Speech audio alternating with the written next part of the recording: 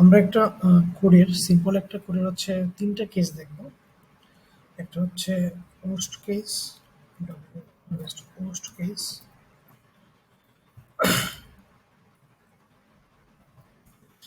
একটা হচ্ছে good case,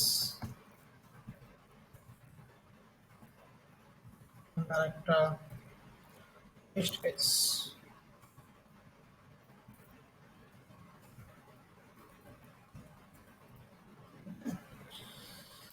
so আমরা যেটা করব একটা প্রোগ্রাম লিখবো যেটার মাধ্যমে ২ টা সংখ্যাকে আমরা ডিভাইড করতে পারবো।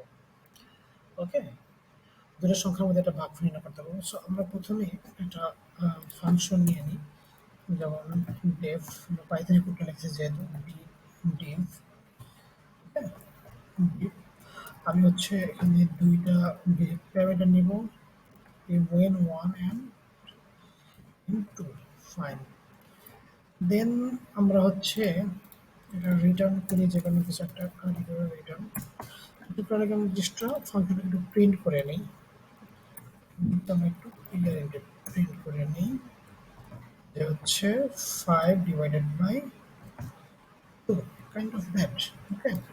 সো পোস্ট কেসে ক্ষেত্রে কি হচ্ছে যে হচ্ছে আমরা এটা হোস্ট কেস এই জন্য হোস্ট কেস এই জন্য বলছি, এখান থেকে জাস্ট এভাবে করে ডিফাইন করে দেই, আমাকে ইনিশিয়ালি রেজাল্ট দিবে। হ্যাঁ, ইনিশিয়ালি আমাকে রেজাল্ট দিবে যদি আমি প্রোগ্রামটা রান করি এভাবে, রান করতে চাই এভাবে।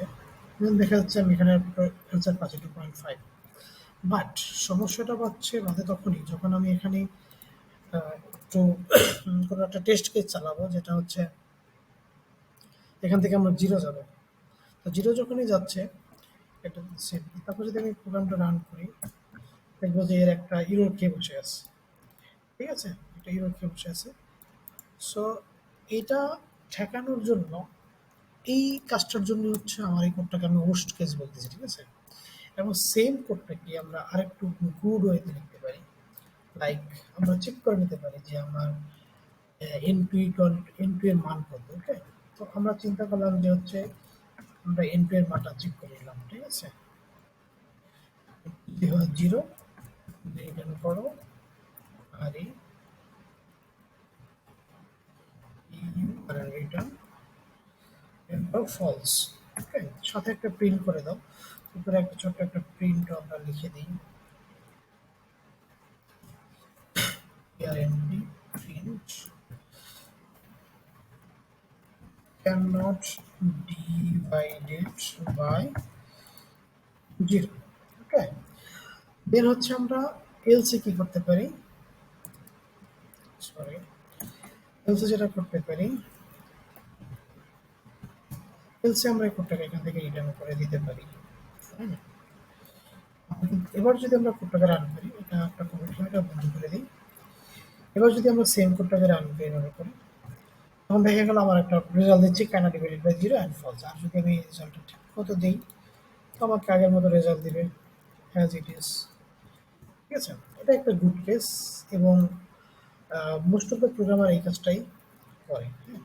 তবে এর একটা বেস্ট কেসও রয়েছে পাইথনের ক্ষেত্রে। আমরা হচ্ছে সেইটা এবার দেখব। আমরা সিপিউটা কপি করে নিই, এটাকে হাইড করে রাখি।